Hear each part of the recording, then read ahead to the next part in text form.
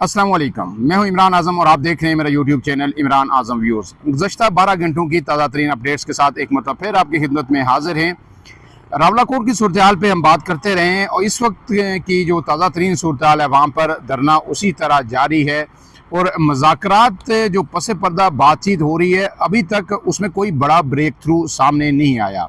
लेकिन ये एक बुनियादी खबर है कि रेंजर्स की जानिब से, सिक्योरिटी अदारों की जानिब से ये फ़ैसला किया गया है कि मज़ीद जो है किसी किस्म की जो कार्रवाई है वहाँ पे नहीं की जाएगी ता वक्त कि ये लोग पुरअमन तौर पर वहाँ पे बैठे रहे। लेकिन इस विला के अंदर जो हम बात करेंगे कि कल जब बिलावल भुट्टो जरदारी ने कश्मीर के सूरत हाल पर बात की पार्लियामेंट के अंदर, तो फिर मैंने आपको बताया था कि उससे जुड़ी कुछ और ख़बरें भी सामने आई। तो आज़ाद कश्मीर के अंदर तो सूरत हाल जो है तनाव का शिकार है ही। अब हमें जो है पाकिस्तान के अंदर भी दो बड़ी जो इत्तेहादी जमातें हैं, पाकिस्तान पीपल्स पार्टी और नून लीग, उनके दरमियान भी तनाव बढ़ता हुआ नज़र आ रहा है। बिलावल ने कल जो तनकीद की वो काफ़ी हद तक आपने सुन ली होगी, लेकिन आज नून लीग की जानिब से उस पर बड़ा सख्त रद्द अमल आया है और एक तरह से नून लीग की जो क़ियादत है उसने पीपल्स पार्टी की दुखती रग पर हाथ रखा है। बिलावल भुट्टो ने क्या कहा उससे पहले मैं नून लीग की क़ियादत का एक बयान जो रिस्पांस आया है वो आपके सामने रख देता हूँ। ख्वाजा साद रफ़ीक ने बिलावल भुट्टो ने कल जो नून लीग पर हमले किए कि नून लीग ने लाहौर के अंदर किस तरह हुकूमत बना के रखी है और जो जीबी के अंदर उन्होंने संगीन धांधली के इल्ज़ामात आयद किए कि वफाकी हुकूमत ने जीबी के अंदर धांधली की है, तो उसका जवाब आज जो है ख्वाजा साद रफ़ीक ने दिया और एक्स पर उन्होंने अपना एक बयान शेयर किया है। उसमें उन्होंने कहा है कि गिलगित बल्तिस्तान के जो इंतखाबात हुए हैं जिनके हवाले से हम पे धांधली का इल्ज़ाम लगाया जा रहा है बिलावल भुट्टो की जानिब से, उसमें जो पाकिस्तान पीपल्स पार्टी है उसने 28% वोट हासिल किए जबकि नून लीग ने 22% हासिल किए वोट और जो है गैर हतमी और गैर सरकारी नताइज के मुताबिक 10 सीटें पाकिस्तान पीपल्स पार्टी को मिली और जबकि मुस्लिम लीग नून ने 6 नशिस्तें हासिल की। 2 ऐसे उम्मीदवार थे जो आज़ाद उम्मीदवार थे, हम उन्हें सपोर्ट कर रहे थे तो वो भी हमारी वजह से जीते। गोया 8 नशिस्तें नून लीग की हैं अब तक और 10 पाकिस्तान पीपल्स पार्टी की हैं। इसके साथ ही उन्होंने ये कहा है कि हमने उनके मैंडेट को तस्लीम किया, फौरी तौर पर हमने उनको जो है हुकूमत बनाने की दावत भी दी। उसकी वजह ये थी कि वहाँ पे कोई हॉर्स ट्रेडिंग ना हो और जो ख़रीद व फरोख्त है वो ना हो। लेकिन इसके बावजूद जो है हमें तनकीद का निशाना बनाया गया है जो है समझ से बालातर है और उन्होंने कहा है कि जो रीपोलिंग वहाँ पे होनी है 15 जून को, वो खालिस्तान जो वहाँ पे एक उम्मीदवार थे जिन्होंने शिकायत की उनका और इलेक्शन कमीशन का मामला है, हमारा उससे कोई लेना देना नहीं है। अब उन्होंने कहा है कि पीपल्स पार्टी का ये रवैया जो इल्ज़ाम तराशी ये बहुत ही तौहीन अमेज़ है, ये नहीं होना चाहिए।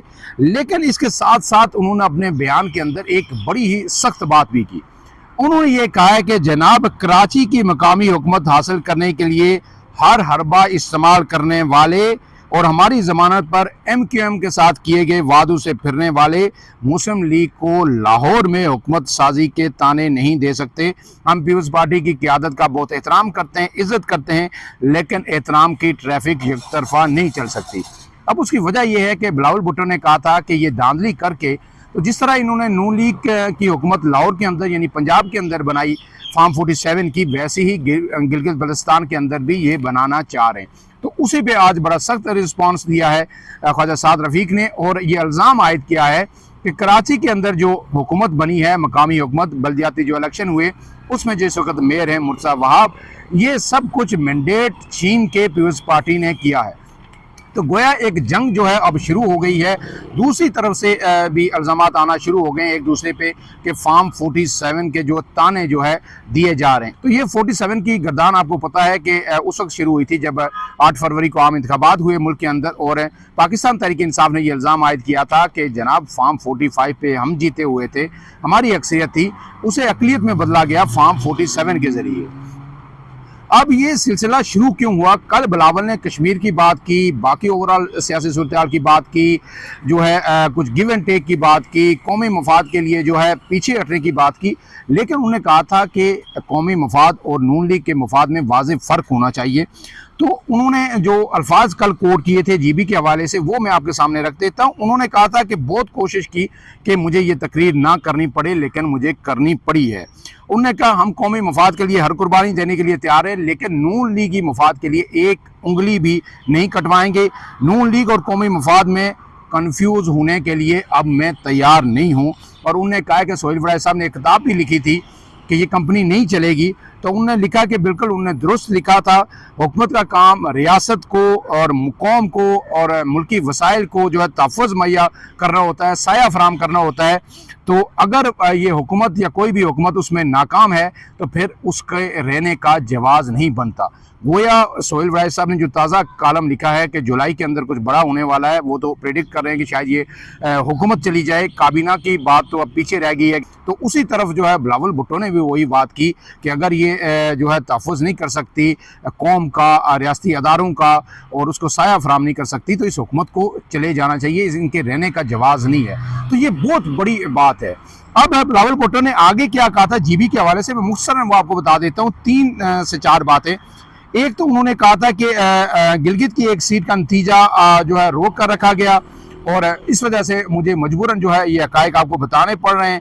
انہوں نے کہا میری سیٹیں آپ کسی صورت چوری نہیں کر سکتے۔ استور کی سیٹ ہے جہاں میں جو ہے میرے ایک کینڈیڈیٹ تھے میجر فہد خان، وہ الیکشن لڑ رہے تھے، اور جو ہے کہا گیا کہ جناب وہ اپنے جو گاؤں ہے ان کا، اس سے ہٹ کر دوسری جگہ جا کے وہ دھاندلی کر رہے ہیں، اور پھر وہاں وہ پھنس گئے۔ میں رات پوری کالیں کرتا رہا، کسی نے میری فون وہاں پہ جو انتظامی افسران تھے جی بی کے اندر انہوں نے ریسیو نہیں کیا۔ پھر میں نے ایوان صدر کے جو ملٹری سیکرٹری ہیں ان سے بات کی، میں نے کہا سیٹ کو تو میں دیکھ لوں گا، آپ اس طرح کیجئے کہ میرے بندے کو پہلے نکالیے۔ پھر جو جواب بعد میں ملا مجھے تو اس میں کہا گیا کہ آپ کا امیدوار وہاں پہ دھاندلی کر رہا تھا۔ تو میں نے کہا کہ جناب اپنے علاقے میں تو کوئی دھاندلی کر سکتا ہے، اب دوسرے کے علاقے میں جا کے دھاندلی کیسے ہو سکتی ہے؟ تو کہتے ہیں کہ یعنی اس حد تک جو ہے وہ ہم سے ہمارا مینڈیٹ چھینا گیا۔ پھر انہوں نے کہا کہ دیامر 1 میں بشیر احمد خان میرا نمائندہ تھا، میں وہ سیٹ ہار چکا تھا، لیکن مولانا فضل الرحمان وہ سیٹ جیتے، لیکن ان سے بھی وہ سیٹ چھین لی گئی، اس لیے خدشہ تھا کہ شاید مولانا فضل الرحمان پیپلز پارٹی کے ساتھ آ جائیں گے۔ دیامر 2 میں عطا اللہ شاہ صاحب میرے نمائندے تھے، اور وہ مان رہے ہیں کہ پولنگ ڈے جو گنتی ہوئی اس میں ان کے 24 ووٹ کم تھے، لیکن پوسٹل بیلٹ میں وہ آگے تھے، تو بجائے اس کے کہ پوسٹل بیلٹ کی گنتی کی جاتی وہاں پہ دوبارہ پولنگ کا حکم دے دیا گیا ہے۔ اسی طرح انہوں نے کہا کہ سکردو 3 میں فتح نشاط کی سیٹ وہ جیت چکے ہیں، فارم 47 بھی انہیں مل گیا تھا، لیکن مجھے کیا پتا تھا کہ یہ فارم 49 میں گڑبڑ کریں گے، یعنی حد ہو گئی۔ اس کے ساتھ انہوں نے کہا کہ ری کاؤنٹنگ کی درخواست دی گئی، وہ بات جو ہے دوسرے امیدوار کی مانی گئی، لیکن دوسرے امیدوار نہیں آئے۔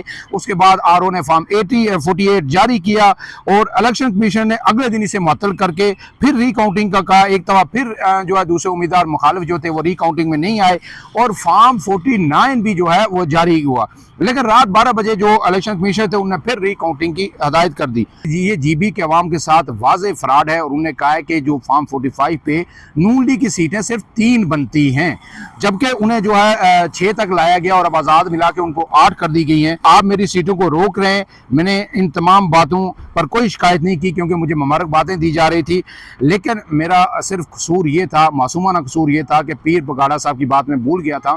تو وہ کہہ رہے تھے کہ نون لیگ جب پھنستی ہے تو یہ آپ کے پاؤں پکڑ لیتی ہے، اور جب انہیں اپنا مطلب پورا ہو جاتا ہے، اس مسئلے سے نکل جاتے ہیں، تو پھر یہ آپ کے گلے پڑ جاتے ہیں۔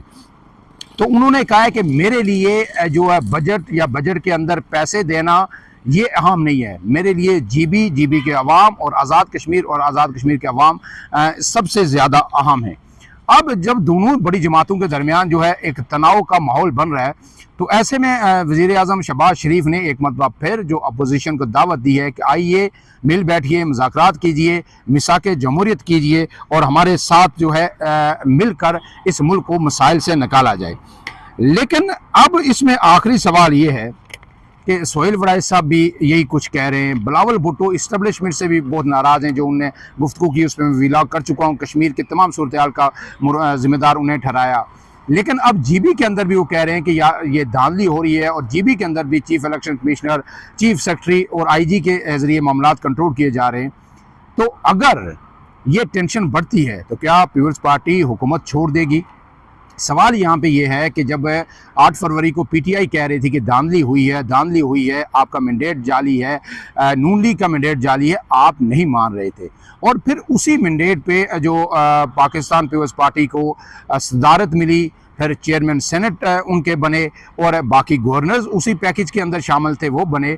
तो अगर आप नून लीग के मैंडेट को जाली करार दे रहे हैं, आप कह रहे हैं सब कुछ ये फॉर्म 47 का है या 49 का है, तो फिर आपका हुकूमत में रहने का क्या जवाज़ है? या तो फिर आप ये कीजिए कि अपनी सदारत भी छोड़ दीजिए, बाकी जो आपने जो कुछ लिया हुआ है इन सीटों के तवेल, जो इस वक्त जो ईवान है जो नून लीग के तवेल है, वो भी छोड़ दीजिए और फिर बाहर आके खुल के अपोजिशन कीजिए, तब बात बनेगी। वरना लोग ये समझेंगे कि ये नूरा कुश्ती है और ये जो है कुछ दिनों में एक मतलब फिर कुछ ले दो होगा और फिर उसके बाद जो है चीज़ें जो है सेटल हो जाएंगी। फ़िलहाल के लिए इतना ही। इमरान आज़म को दीजिए इजाज़त। अल्लाह हाफ़िज़।